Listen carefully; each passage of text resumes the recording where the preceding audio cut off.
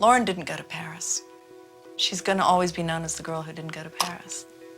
Do you regret that decision? Yeah, I mean, I wish she would have done her thing and enjoyed and embraced everything, but I guess everything happens for a reason. I think she's doing okay.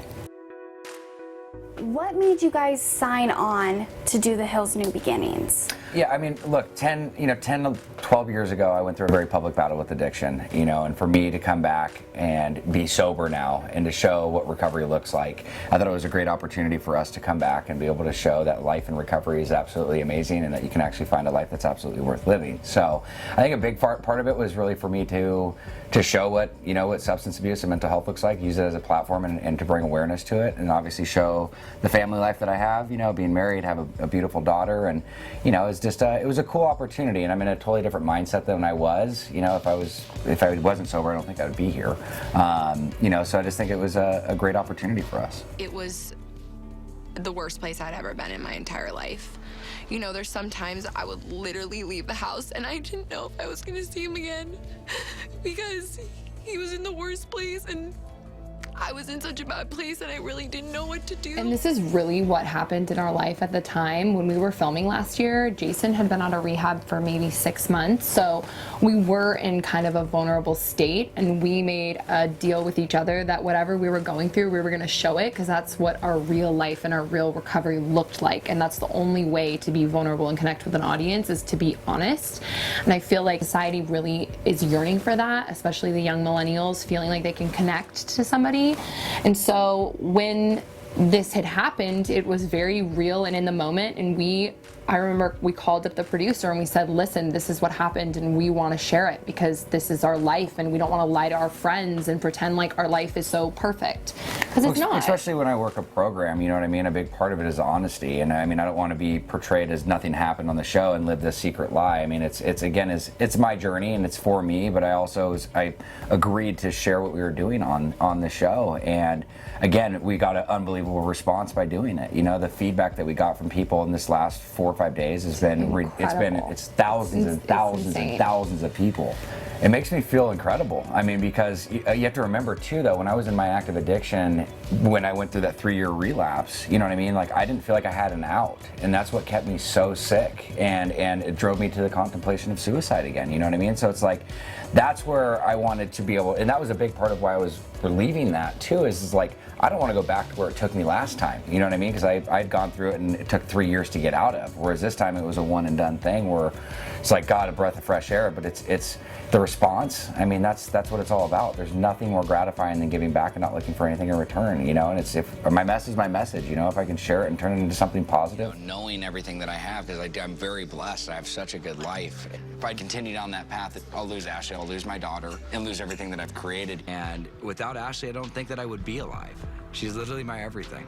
I mean, she is a big reason of why I'm here. I mean, she is such a support system to me. She's just so loving and caring and compassionate. And when somebody's in active addiction, it's not easy. It's really, really, really difficult. And for her to stick by my side with what I was going through and not judge me, addiction doesn't dictate who I am, but it doesn't justify my actions. And by the grace of God, she stood by me because, as she stated in the episode, she was fearful that she was going to come home one day and find me not alive. And that's the reality of this thing, you know what I mean? And with her love and support and motivation, I mean, by her setting boundaries and putting down her foot, it allowed me to get help again and to be there as a husband, to be there as a dad.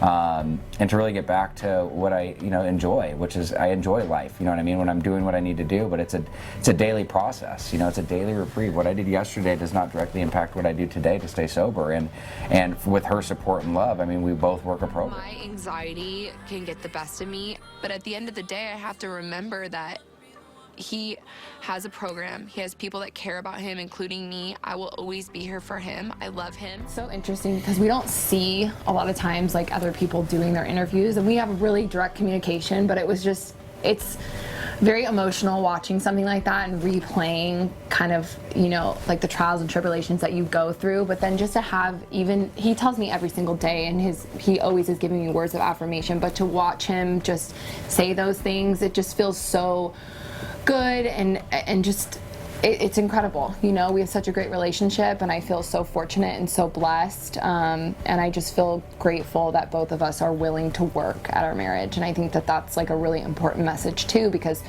marriage is difficult, and we have a lot of other struggles on top of marriage with addiction and codependency and everything, but we're always willing to work and be the best version of ourselves, and by that it helps us have a really great relationship. So it's amazing. That's the truth of it. I think, again, in this day society, you know, everybody lives in this false reality where instant gratification, they just want things quickly and stuff, and it's like, you always told me anything worth having is not easy, and it's like we put forth this effort, you know, and to reap the reward you have to put forth that effort, and that's truly what's happened with our marriage. We've gone through, that's the things that people that you haven't seen, there's so much stuff that's happened behind closed doors with this, like deaths and different things within our family, there's just been so much stuff that's happened in the last few years that, like, what we've gone through is just a testimony to our love, but it's also, I really don't think there's one thing that you could throw at us that we probably couldn't go through now. Coming back on the show, were you worried to get back into that lifestyle of the hills? At first, I mean, that was a big thing. I mean, because look, my addiction's my addiction. It had nothing, you know, it got ignited being on the show and stuff like that, but ultimately it still resided within me.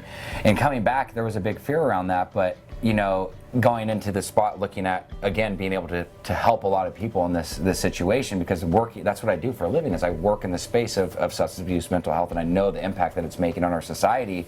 So that's what kind of was the overbearing thing, and I was like, God gave me this opportunity again. What's the opportunity to have, like, what your life looked like 10 years ago, to be transformed, to show it? And so that was the big reason why that I wanted to do this was.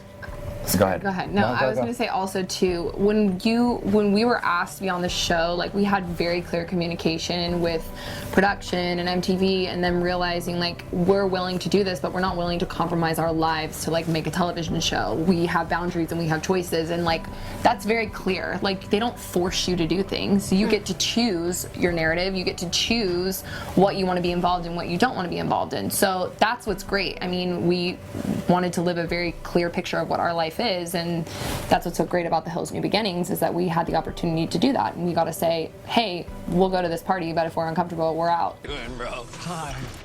I love Jason. I think he's all about positivity, and he's like a self-help guy. The cast is definitely, there's a couple that, I wouldn't say that they're not supportive, I just don't think they understand addiction or substance abuse, and I call them naive or just uneducated. But it's a choice. They think it's a choice. Don't understand. And they don't understand, but I would say overall, though, the majority of the cast is very supportive. Do you try to stay clear from them then?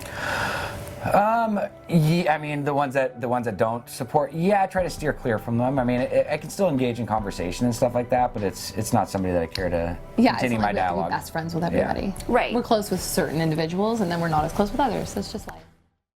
If you love that video, you're going to love everything on the Access YouTube channel, so hit the subscribe button. You can thank me later. Hit it. Now. Thanks.